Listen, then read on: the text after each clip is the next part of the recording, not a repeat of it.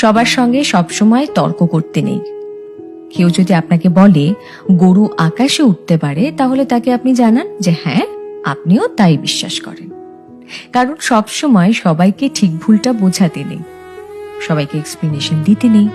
আর এই কথাটা যত তাড়াতাড়ি বুঝে ফেলা সম্ভব ততটাই ভালো।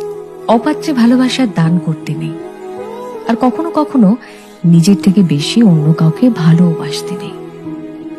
নিজের সমস্ত দুঃখ কষ্টের কথা সবাইকে বলতে নেই।